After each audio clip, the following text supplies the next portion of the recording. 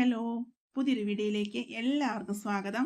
അപ്പോൾ ഇന്ന് നമ്മൾ ഉണ്ടാക്കാൻ പോകുന്ന സദ്യ സ്പെഷ്യൽ മാങ്ങാച്ചാറാണ്. നമ്മൾ സാധാരണ ഉണ്ടാക്കുന്ന മാങ്ങാച്ചാറിനേക്കാളും എളുപ്പത്തിൽ ഉണ്ടാക്കാം. ഒരുപാട് നേരം ഒന്നും വേണ്ട കേട്ടോ.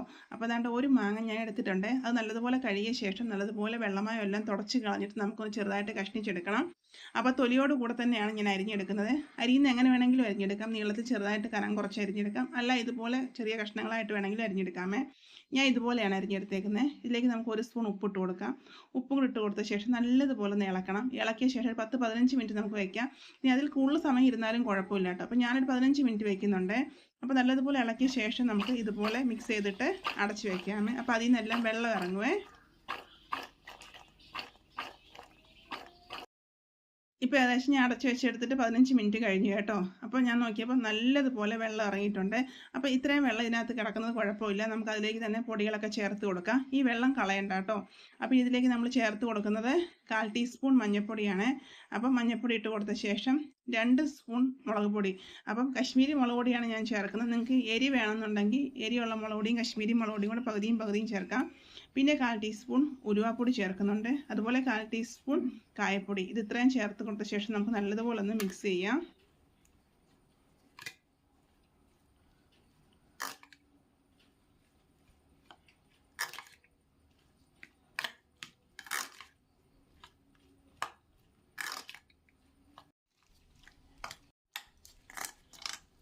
നല്ലതുപോലെ മിക്സ് ചെയ്ത ശേഷം നമ്മൾ ഇതിലേക്ക് എണ്ണയാണ് ചൂടാക്കി ഒഴിക്കണം. അപ്പോൾ ഇതിലേക്ക് ഞാൻ എടുത്തേക്കുന്ന കടുകെണ്ണയാണ്. നിങ്ങൾക്ക് വേണമെന്നുണ്ടെങ്കിൽ നല്ലെണ്ണ എടുക്കാം. അപ്പം ഞാൻ കടുകെണ്ണയാണ് സാധാരണ അച്ചാർ ഉപയോഗിക്കുന്നത്. അപ്പം കടുകെണ്ണ ഒഴിച്ച് കൊടുത്ത് ചൂടായ ശേഷം അതിലേക്ക് കടുക് ഇട്ട് കൊടുക്കുന്നുണ്ട്. 1/4 ടീസ്പൂൺ കടുക് ഇട്ട് പൊട്ടിയ ശേഷം 2-3 ഉണക്കമുളക് അരിഞ്ഞതും കരിയാപ്പിലയും കൂടെ ഇട്ടിട്ട് നമുക്ക് നേരെ ഈ അച്ചാറിലേക്ക് ഒഴിച്ചു കൊടുക്കാം. അപ്പം ഈ ചൂടോടെ ഇത് ഒഴിച്ച് ഇളക്കുമ്പം ഈ പൊടിയുടെ പച്ച ടേസ്റ്റൊക്കെ അങ്ങ് മാറും കേട്ടോ. അപ്പം ഞാൻ പറഞ്ഞത് നല്ലെണ്ണ ആയാലും കുഴപ്പമില്ല, കടുകെണ്ണ ആയാലും കുഴപ്പമില്ല. അത് നമ്മുടെ ടേസ്റ്റ് അനുസരിച്ച് ചേർക്കാം കേട്ടോ. കടുകെണ്ണ നല്ലതാണ് അച്ചാറിന്. അപ്പോൾ ഇനി നമുക്കിത് ചൂടോടെ കൂടെ തന്നെ മാങ്ങാച്ചാറിലേക്ക് ചേർത്ത് കൊടുത്ത് ഇളക്കിയെടുക്കാമേ. സാധാരണ നമ്മൾ മാങ്ങാച്ചാറൊക്കെ ഉണ്ടാക്കി കഴിഞ്ഞിട്ടുണ്ടെങ്കിൽ ഒരാഴ്ചയൊക്കെ കഴിഞ്ഞിട്ടല്ലേ എടുക്കുമ്പോൾ നല്ല ടേസ്റ്റ് ഉണ്ടാവുന്നത്. ഇതങ്ങനെയല്ല കേട്ടോ. നമുക്ക് ഉണ്ടാക്കി ഉടനെ തന്നെ കഴിക്കാമേ. ഇപ്പോൾ ഇളക്കി കൊടുക്കുന്ന സമയത്ത് വേണമെന്നുണ്ടെങ്കിൽ ഒരു നുള്ള് പഞ്ചസാര നിങ്ങൾക്ക് വേണേൽ ചേർത്ത് കൊടുക്കാം. ഇപ്പം ഞാൻ ഇതിൽ ചേർക്കുന്നില്ല. സാധാരണ അച്ചാറിടുമ്പോൾ ഞാൻ പഞ്ചസാര ചേർക്കാറുണ്ട്. നിങ്ങൾക്ക് വേണമെന്നുണ്ടെങ്കിൽ മാത്രം ഒരു നുള്ള് പഞ്ചസാര ശകലം കൂടി പോകാതെ ചേർത്ത് കൊടുക്കാം. പഞ്ചസാര ചേർത്താലും നല്ല ടേസ്റ്റാട്ടോ. ചേർത്തില്ലെങ്കിലും കുഴപ്പമില്ല. പക്ഷേ വേണമെങ്കിൽ ചേർത്ത് കൊടുക്കാമേ. പെട്ടെന്ന് തന്നെ തയ്യാറാക്കിയെടുക്കാൻ പറ്റിയല്ലേ. നമ്മൾ സാധാരണ ആണെന്നുണ്ടെങ്കിൽ നമ്മൾ മുളക് പൊടി മഞ്ഞൾപ്പൊടി ഇതെല്ലാം നമ്മൾ മൂപ്പിച്ച് വിനാഗിരിയൊക്കെ ചേർത്താണ് അച്ചാർ ഉണ്ടാക്കുന്നത്. ഇങ്ങനെ ഉണ്ടാക്കിയാൽ നല്ല ടേസ്റ്റാണ്. സദ്യക്ക് ഇങ്ങനെയാട്ടോ എടുക്കുന്നത്. അപ്പോൾ ഇതുപോലെ ചെയ്ത് നോക്കണം. പെട്ടെന്ന് ഉണ്ടാക്കിയെടുക്കാം.